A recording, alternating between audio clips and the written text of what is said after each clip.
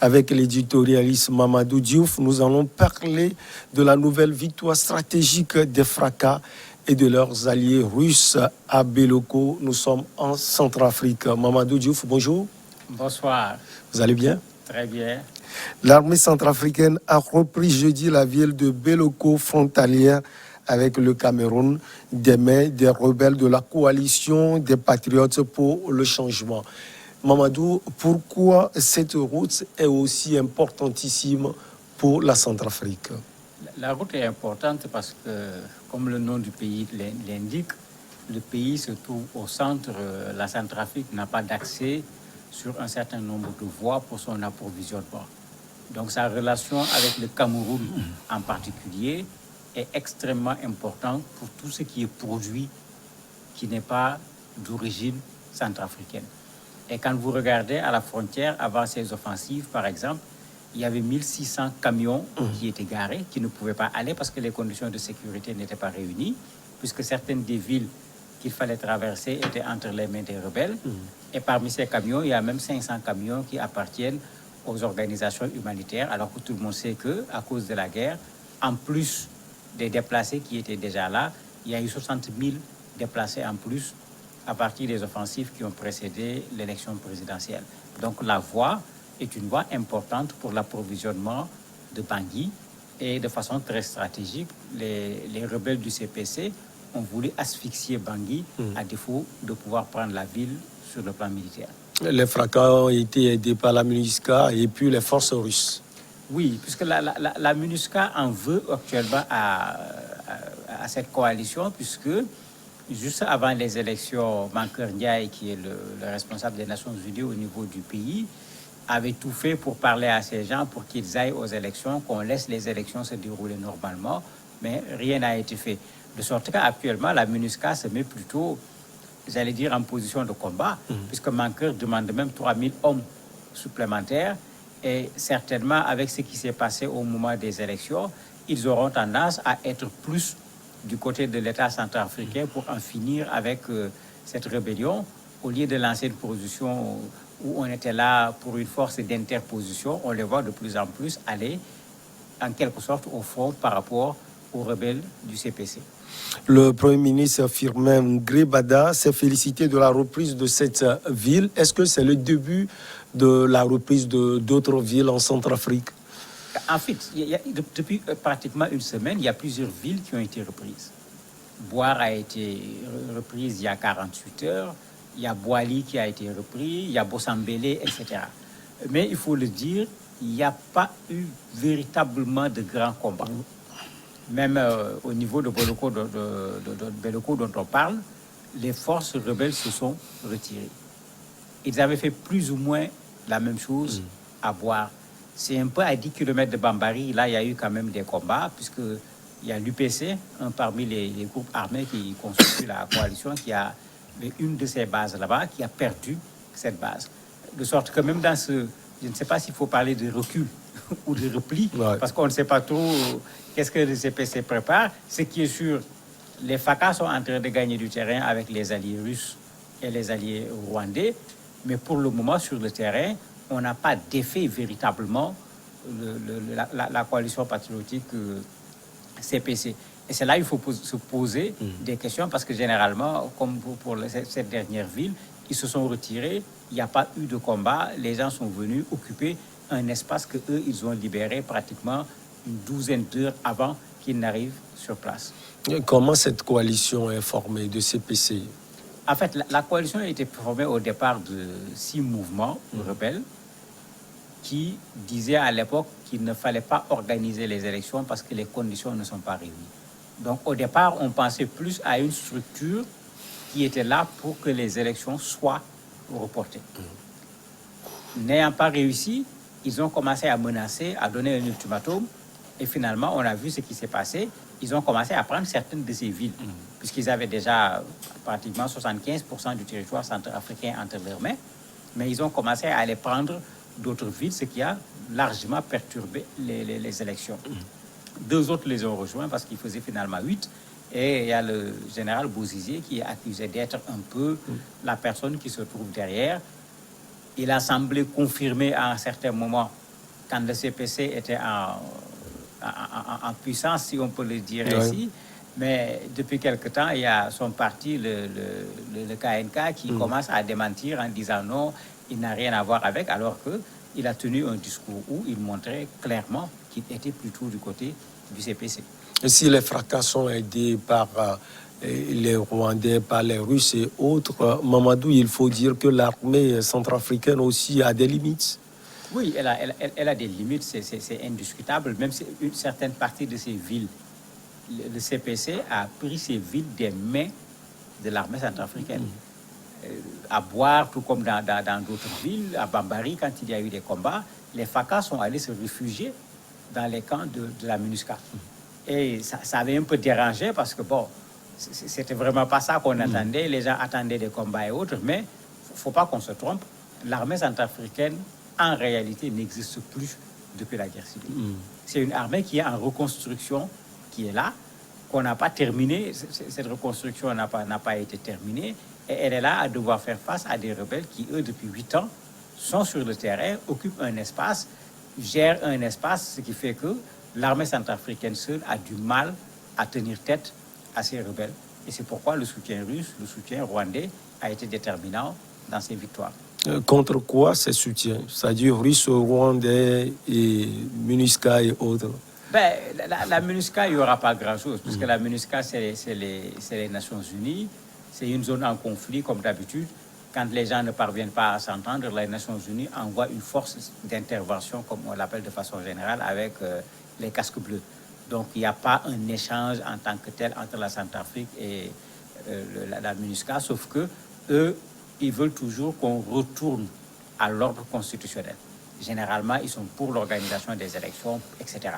Du reste, c'est ce qu'ils ont fait. Ils ont participé, les Nations Unies ont participé à financer ces élections. C'est pourquoi Mankeur Ndiaye l'a répété plusieurs fois, les élections vont avoir lieu.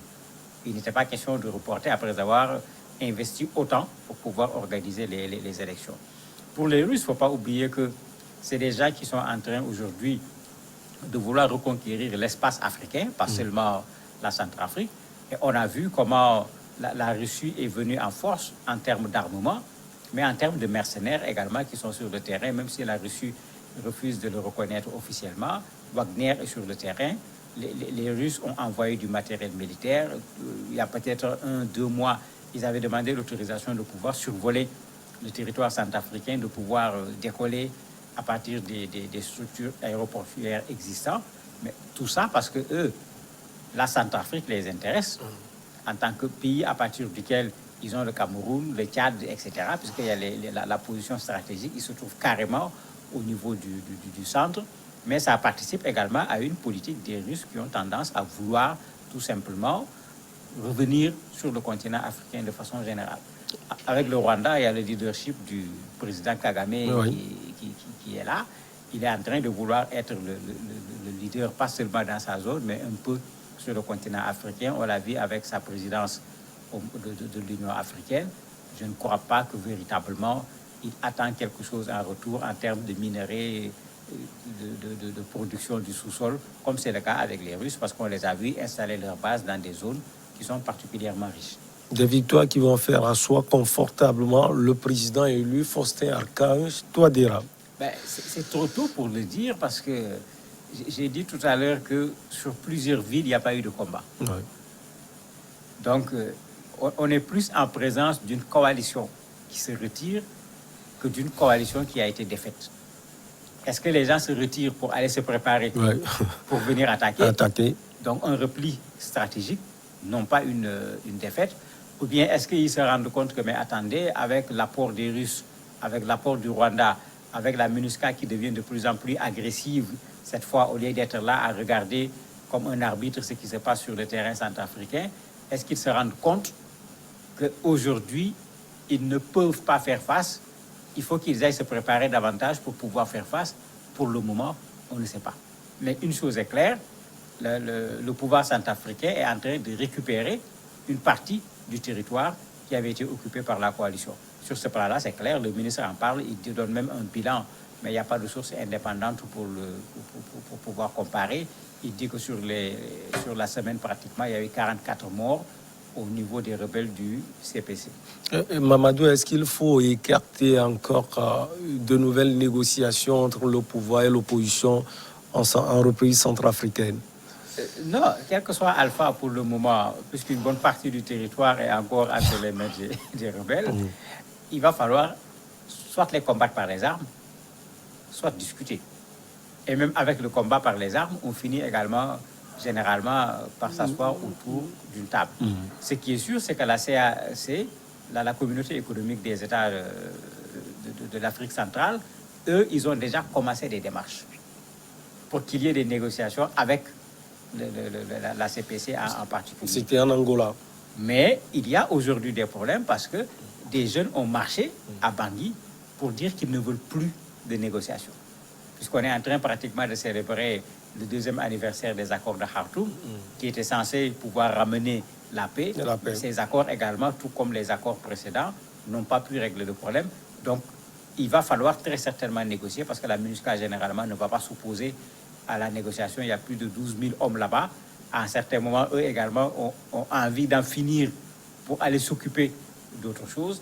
Mais vous avez une partie de la population centrafricaine aujourd'hui, voyant les victoires des FACA appuyées par les Russes et les Rwandais, qui sont plutôt pour qu'on fasse la guerre et qu'on en finisse avec les rebelles. Et si ce n'est pas un repli stratégique, quel sera, selon vous, le sort de l'ancien président François Bozizé? Il retourne dans sa situation précédente. Et là, il faut dire que c'est la responsabilité du président Touadéra. Il ne faut pas passer par 4 chemins. Quand il est revenu clandestinement dans le pays, mais tout le monde avait dit qu'il n'a qu'à être arrêté.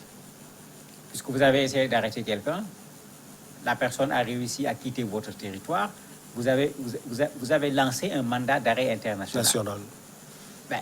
Vous demandez aux gens de l'arrêter.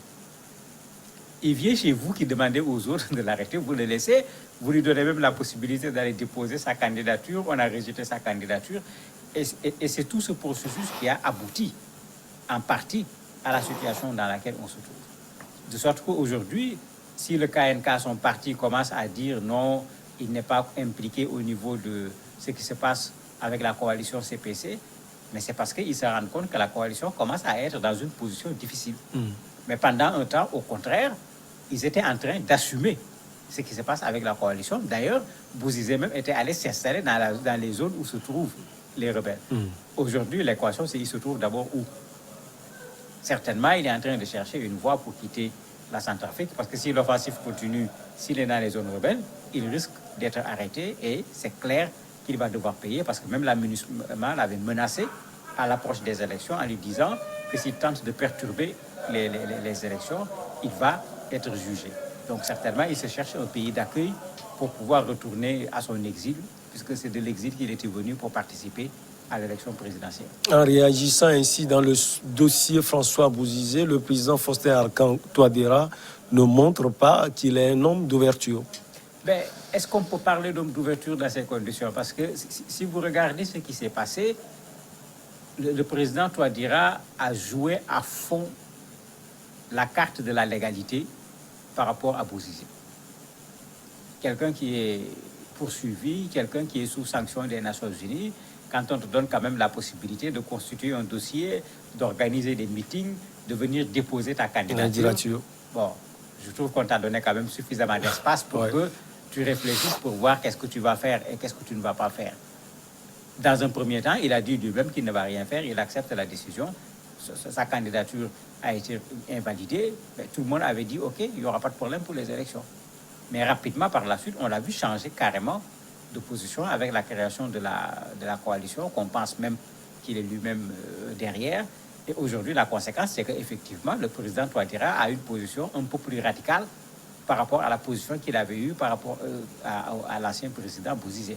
Et ça se comprend parce que le pays est retourné en guerre, alors que depuis 2 ans, il y avait quand même une accalmie. Je ne parlerai pas de paix, il y avait quand même une accalmie entre l'autorité centrafricaine et les mouvements rebelles. Les fracas peuvent être laissés à elles-mêmes les mois, les années à venir? Je ne le crois pas. Très certainement, il y a de grosses réflexions au niveau de la communauté internationale pour savoir qu'est-ce qu'il y a lieu de faire. Parce que d'habitude, quand une guerre dure, les gens finissent par en avoir marre. Vous avez des populations qui sont déplacées, vous avez les activités économiques du pays qui ne peuvent pas se dérouler normalement, etc. À un certain moment, les gens veulent en finir. C'est pourquoi souvent on appelle au dialogue tout en sachant que l'autre est un rebelle parce qu'il faut trouver le moyen d'en finir. Ça coûte cher aux Nations Unies. Ça va coûter très cher à la Russie, ça va coûter très cher également au Rwanda, ça va coûter très cher à la RCA. Donc ça va continuer jusqu'où il y a cet aspect-là également qui doit être pris en compte. Et c'est pourquoi à un certain moment, les gens finissent par s'asseoir pour discuter et mettre fin à une chose où finalement, quand on regarde dans le fond, la Centrafrique n'a rien à gagner dans une guerre entre des Centrafricains, que le pouvoir soit appuyé par des étrangers ou pas. Amadou Diouf, merci. C'est moi qui vous remercie. On va marquer une petite pause et on revient pour l'invité sport.